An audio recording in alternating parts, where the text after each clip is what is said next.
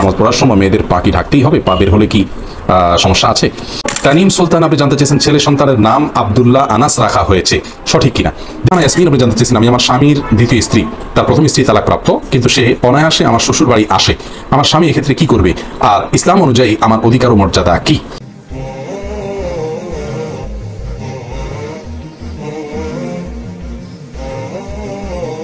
নামাজ পড়ার সময় মেয়েদের পা কি ঢাকতেই হবে? পা বের হলে কি সমস্যা আছে?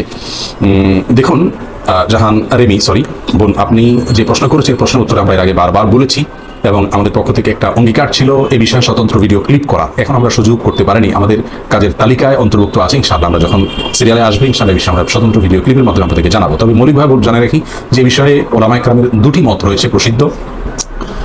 এর একটি হলো যে পায়ের পাতা ঢাকতে হবে, কথা কেউ বলেন না, পায়ের উপরি অংশ যেটা এটা ঢাকতে হবে, অর্থাৎ পায়ের পাতা বলতে পাতার উপরের অংশ এটা ঢাকতে হবে। পাতা বলতে তলা ঢাকতে হবে না, তলা ঢাকার ব্যাপারে কারোই কোনো বাধ্যতামূলক কেউ বলেন নাই, তবে পাতা ঢাকতে হবে এটা অনেকেই বলেছেন। আবার আরেকটি মত হলো যে না, পায়ের গিরা পর্যন্ত ঢাকলেই হবে, পাতা না ঢাকলেও চলবে। তো পাতা ঢেকে সালাত আদায় করাটা অধিকতর সতর্কতাপূর্ণ। আমরা দলিল ভিত্তিক স্বতন্ত্র আলোচনা ইনশাআল্লাহ ভিন্ন কোনো ভিডিওতে করবো, আল্লাহ যদি তৌফিক দান করেন। আমার বাবা জীবিত নেই, আমরা ভাড়া বাসায় থাকি, ব্যাংকে আমাদের কিছু টাকা রাখা আছে, সেই টাকা থেকে আসা সুদ দিয়ে আমাদের সংসার চলে। সংসার উপার্জন করার মতো তেমন কেউ নাই, ছোট ভাই এবং আমি পরিপূর্ণ পর্দার সহিত কোনো কাজ পাচ্ছি না, এমন অবস্থা কি করা উচিত? বন্ধু না, একটা ভিডিও আমাদের আছে, সেখানে আমরা বলেছি যদি বাবা বা ভাই বা স্বামী হারাম উপার্জন করেন তাহলে তাদের অধীনস্থ মেয়েদের কোনো দায় দায়িত্বের জন্য বহন করতে হবে কিনা।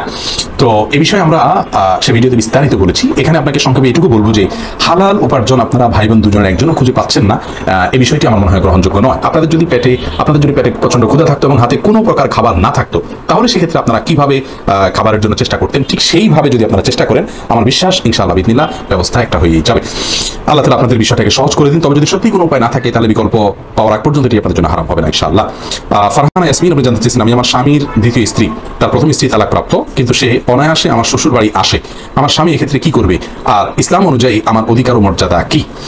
প্রথম কথা হলো যে আপনার স্বামীর প্রথম স্ত্রী যদি তালাকপ্রাপ্ত হয় তাহলে সেক্ষেত্রে ইসলাম অনুযায়ী আপনার পরিপূর্ণ মর্যাদা রয়েছে।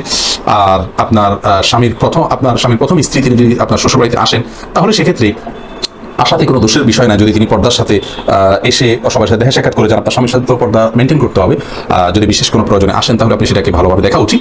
আর যদি তিনি এসে আপনার স্বামীকে ফিতনায় পতিত করেন অথবা বেপরদায় থাকেন তাহলে অবশ্যই আপনি সেই অন্যায়ের বিরুদ্ধে আপনার কথা বলা উচিত এবং সেটা আপনার দায়িত্বের মধ্যে পড়ে। এরপরে তানিম সুলতান আপনি জানতে চেয়েছেন ছেলে সন্তানের নাম আব্দুল্লাহ আনাস রাখা হয়েছে, সঠিক কিনা? দেখুন আব্দুল্লাহ একটা পূর্ণাঙ্গ নাম, অতএব আব্দুল্লাহর পরে আবার আনাস এই নামের কোনো প্রয়োজন নেই, দুটি নাম রাখার দরকার নেই। একজন মানুষের একটা নাম রাখাই সুন্নাত। আমাদের সাবকন্টিনেন্টের সমস্যা হলো একজন মানুষের কয়েকটা নাম থাকে, এই কয়েকটা নাম আমাদের থাকা উচিত নয়, একটা নাম থাকাই হলো সুন্নাহ সম্মত। তবে যদি রাখেন এতে বড় কোনো অসুবিধা হবে, কোনো অসুবিধা নাই।